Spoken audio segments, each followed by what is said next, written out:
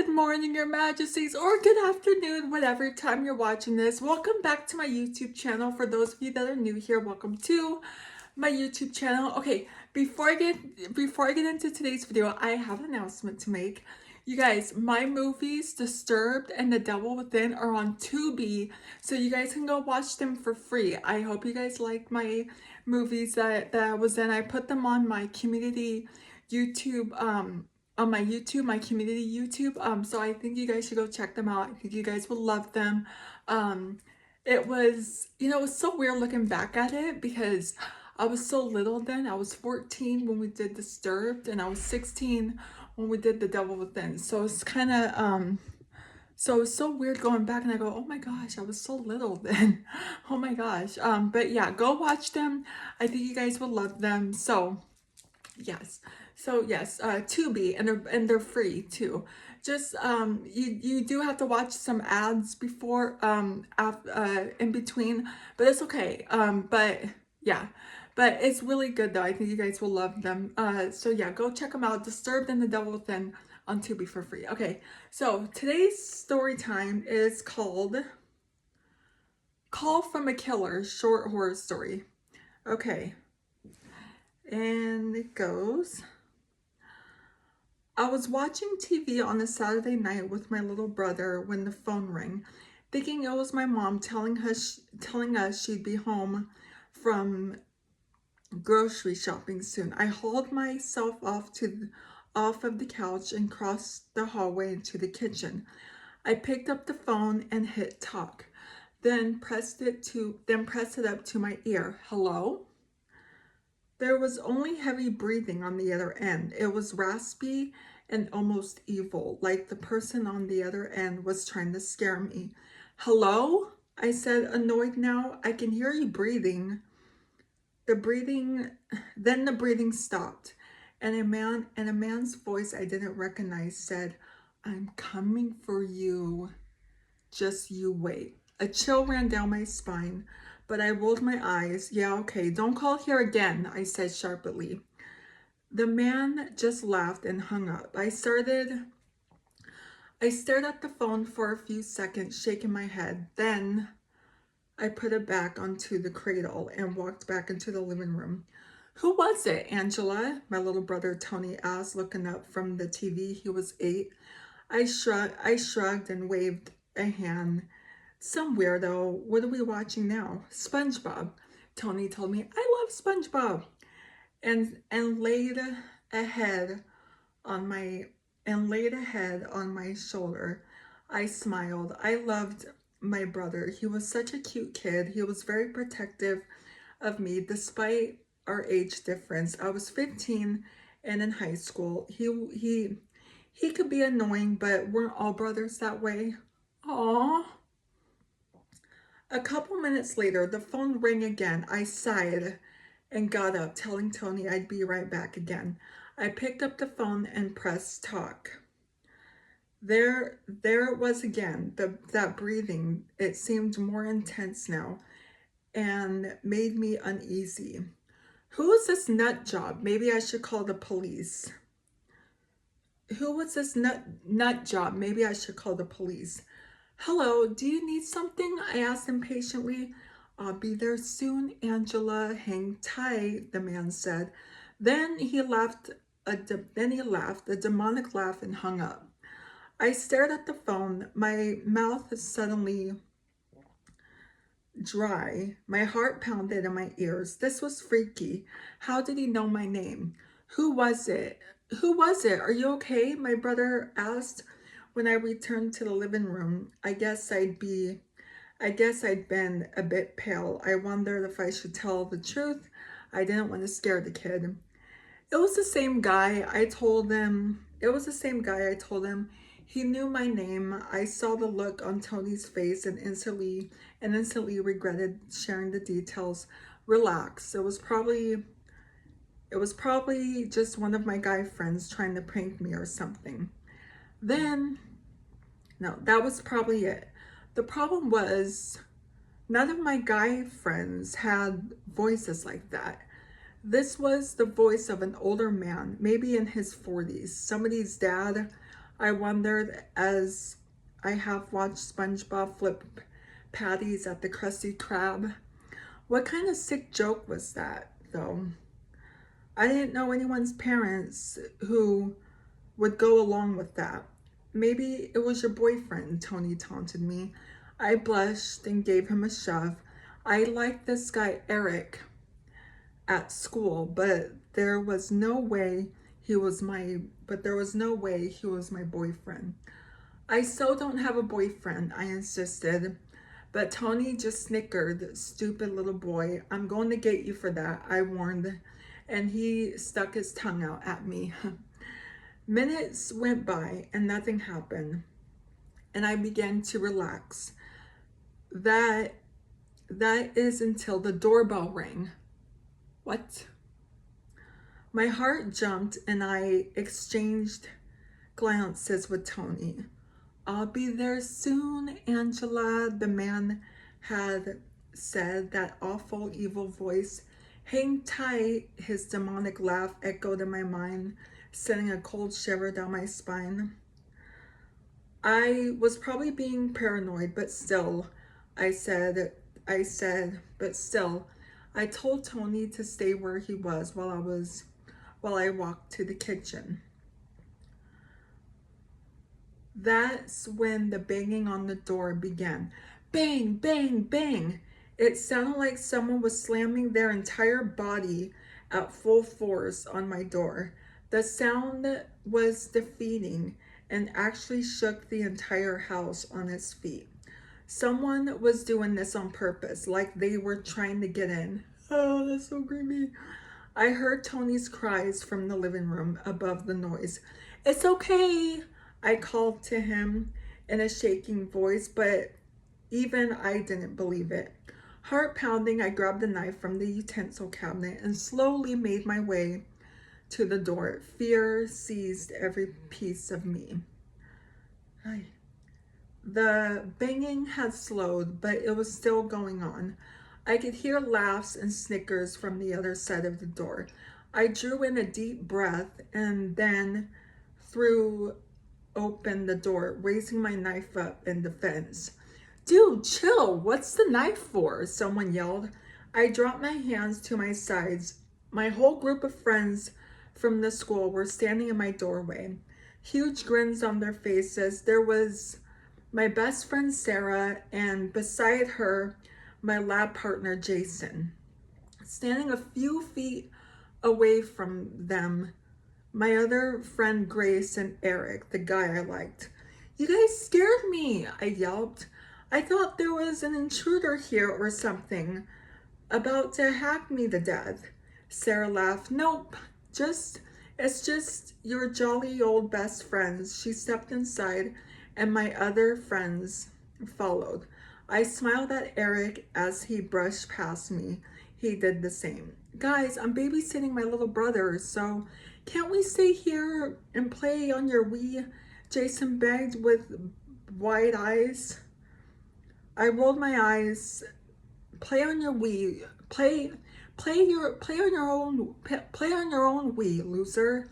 My little sister broke it. My little sister broke it, Jason whined. Please, Angela. Grace bounced up and down on her tiptoes. Her big brown eyes looked like a baby deer's. Yes, please, Eric echoed. I looked at him. He was smiling right at me. Something about that made me smile right back. He had this fluttery effect on me. Fine, I sighed, walking into the living room. My friends followed. I told Tony that we were playing Wii, and he nodded without protest, and slipped off to his room to play with his action figures. God, I love that kid. It was weird how he always listened to me, but never to our parents. After 10 minutes of playing Mario Kart and goofing off and laughing, the phone rang. I didn't pay much attention to it. Sarah, can you answer the phone? I asked my best friend. No way, it's your house. You answer it. Sarah protested stubbornly. I pouted a little and finally relented. Oh, fine. She stomped up to the kitchen and answered the phone. Sup? I heard you say. Sup? I heard you say. Then, who the hell is this? Why are you breathing into the phone? My blood ran cold. My blood ran cold. It was that weirdo who kept calling. I raced to her side. Oh, you're coming soon, Sarah was saying, laughing a little. You have you have a knife and you know where we are? A creepy feeling sank into my bones. Sarah, give the phone to me, I demanded. She was still laughing and rolling her eyes. You know my name and you're watching me? Who am I then? Outraged, I snatched the phone from her hands. Look, dude, I snapped into the phone. I don't know who you are, but you are really creepy. Stop calling here or I will call the police. Oh, they won't help you, the man said sinisterly, or your little friends either. And what about your precious little brother? My eyes widened with fear. How did you? I'm watching you, Angela, and I'm closer than you think. Nice shoes, by the way. I love the red. Kind of like your blood when I'm finished with you. He laughed once more, so manic. It was almost a scream. Then the tone went dead. I stared down. Eh? I stared. Crap. How did you? I'm watching you, Angela, and I'm closer than you think. Nice shoes, by the way. I love the red. Kind of like your blood when I'm finished with you. He laughed once more, so manic. It was almost like a scream. Then the tone went dead. I stared down at my bright red kids. That this was impossible. My heart was pounding in my chest, and I felt dizzy with fear. What happened, Angela? You look like you've seen a ghost, Sarah commented, concerned. What did that creepy guy say to you? By this point, the others had come in. You look really scared. You look really scared, Eric said. I shot a glance at him. He looked worried as well. I quickly told the others the story. We should call the police, Grace said. No, it was probably just some dummy trying to screw with us. Jason waved it off. Sarah agreed with him. But how does he know everything about us? I protested. Um, let's just be safe and call the police, okay? Eric siding with me. I smiled gratefully at him. I picked up the phone and dialed 911, putting it on speaker so that others could hear. 911, what's your emergency? A lady asked. Hi. There's this weird guy that keeps calling my house. I don't know him at all. He sounds like he's in his 30s and keeps making death threats to us. He says he has a knife and he knows my name. I'm really scared, I confess. Is there an adult with you, sweetheart? The lady asked. I immediately felt embarrassed. Beside me, Sarah snickered. No, I'm home alone, I answered. Do you know the number he's calling from so we can track it? It says unknown, I told her. It's probably a prank, but if he calls again, don't answer it and instead let us know and we'll track it, the lady promised. Thanks, I told her gratefully. No problem. Be careful and call your mother to come home soon, okay? I blushed. I felt like a silly child. Okay, will do. The lady hung up and we returned to our game. I was ahead of opposing Mario Kart game and almost to the finish line when we won the second game. I high-fived Eric, who was on my team. I loved it when our hands touched and when he smiled at me. Everything seemed okay. Everything seemed okay until the phone rang. We exchanged worried glances, and I walked over to check the caller ID. It was unknown. It was unknown. My breath caught in my throat. I think it's him. Call the police again, I ordered, suddenly feeling scared. Sarah got her cell phone and dialed 911. The same lady picked up. Hi ma'am, it's us again. I think the creepy guy called once more. Can you track the number now? Sarah asked. I'm on it right now, the woman told us. Then she gasped, and when she spoke again, her voice was tense. You all need to get out of the house immediately. The man you are speaking of is calling from another line in the house. Oh my God. Oh my God. Terror gripped me. What? I cried. You need to evacuate now. The woman's voice was hard. The police will be here shortly. My heart pounded at my ribcage. What about Tony? I whispered. What about Tony? I whispered, my eyes wild, as I looked at my friends' horror-stricken faces. We have to find them. A blood